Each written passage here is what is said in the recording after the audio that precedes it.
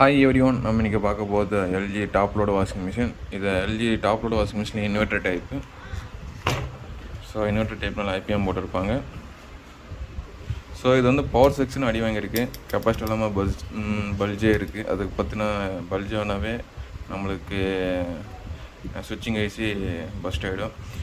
எதனால் ப்ராப்ளம்னா, இது என்ன ஐபிஎம் இருந்தால் ஷார்ட் ஆகிருந்தால் இந்த ப்ராப்ளம் வரதுக்கு சான்ஸ் இருக்குது. ஏன்னா 15 வோல்ட்டில் அது மாதிரி ஷார்ட் இருந்துச்சுன்னா நம்ம ப்ராப்ளம் வரும். நம்மளுக்கு ஃபஸ்ட்டு கன்ஃபார்ம் பண்ணிக்கலாம். ஏன்னா எஸ்எம்பிஎஸ் செக்ஷன் மட்டும் நம்மளுக்கு ப்ராப்ளம்ஸ்னால் ஈஸியாக ரெடி பண்ணிடலாம்.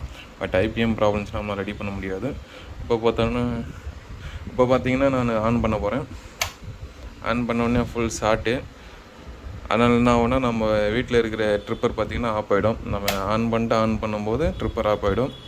ஸோ இந்த ப்ராப்ளம் தான் இன்றைக்கி ரெக்டிஃபை பண்ணிட்டு ஃபைனல் வரையும் டெஸ்டிங் கொடுக்க போகிறோம். லாஸ்ட் டைம் பாருங்கள். ஸோ இது நம்ம எஸ்எம்பிஎஸ் எஸ்எம்பிஎஸ் ரெடி பண்ணால் ஐபிஎம் போயிட்டு இருக்குது. ஓகேங்களா? ஐபிஎம் பார்த்திங்கன்னா இது எல்லாமே பஸ்ட் ஆகிட்டு இருக்குது, அண்டு மாய்ச்சர் ஆகிட்டு இருக்குது. அதனால் அந்த போர்டு பார்த்திங்கன்னா நம்ம ரெடி பண்ணுறது கொஞ்சம் டஃப்பாக தான். எஸ்எம்பிஎஸ் ஃபுல் ஒர்க் பண்ணாலும் ஷார்ட்டு தான் காமிக்குது. இந்த ஐபிஎம் ரிமூவ் பண்ணால் மட்டும்தான் நம்ம ஷார்ட் இல்லாமல் போர்டு ஆன் ஆகும். பட்டு ஐபிஎம் மாற்றுறதுக்கு நம்ம போர்டு சேஞ்ச் பண்ணுறது தான் பெட்டர் ஆப்ஷன்.